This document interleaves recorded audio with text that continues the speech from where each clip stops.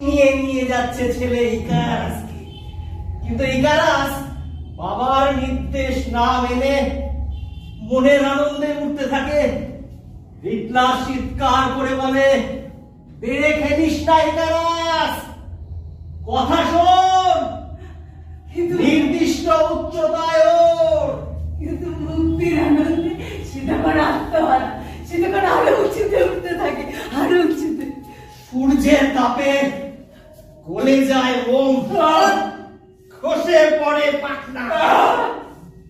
Icarus আর্ত চিৎকার করতে করতে পড়ে যায় সমুদ্রে, মহাসমুদ্রে।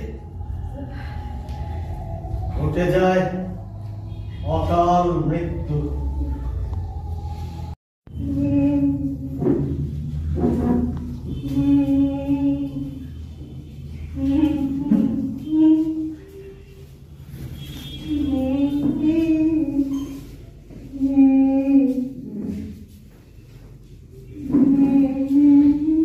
কোথায় যাচ্ছিস? রাখতে, ছবির সামনে রাখতে। ছবি?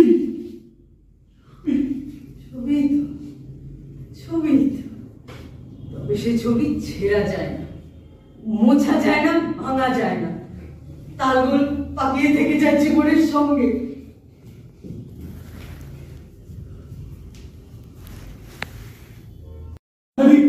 বলো রাম, বলো রাম আসলে কৃষি সভ্যতার প্রতি কোথাও না রাম আসলে বুদ্ধ, আবার কোথাও সীতা হলো রাবণের মেয়ে। নানা দেশে নানা রামায়ণ, ওই বাল্মীকি রামায়ণের 24,000 শ্লোক চীনের মহাবিভাষায় হয়ে যায় 12,000। আয়াতুল্লাহ হুমায়ুনি নাকি নামাজ পড়তো, গোয়েবলস পড়তো গেটে বাসিনা। আর হিটলারের প্রিয় ছিল সাদা রঙের ফুল। ওপেনহাইমারকে স্বীকার করতে হয়েছিল রে যে পদার্থবিজ্ঞান পাপের সন্ধান করে ফেলেছে।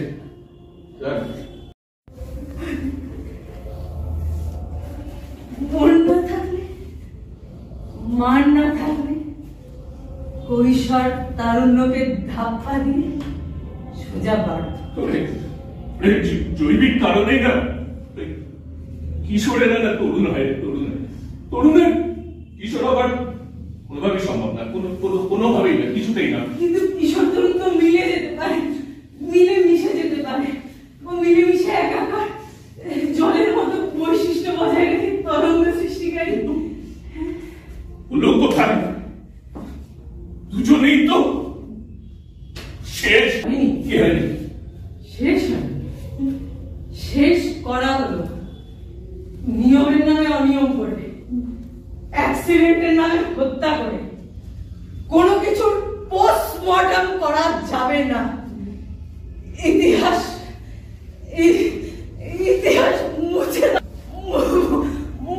দাও, ইতিহাস। গঙ্গায় ভেসে চলে লক্ষিন্দরের দল। লক্ষিন্দর এই সত্যি আকর্ষী, তোকে বোঝা না মাঝে মাঝে কিন্তু খুব কঠিন হয়ে যায়। সত্যি কঠিন করে ভার্চুয়াল। সবাই ভার্চুয়াল, সবাই। আপনাকে মনে হয় ছাড়বে না কীর্তিবাদটা, আবার ভর্তি।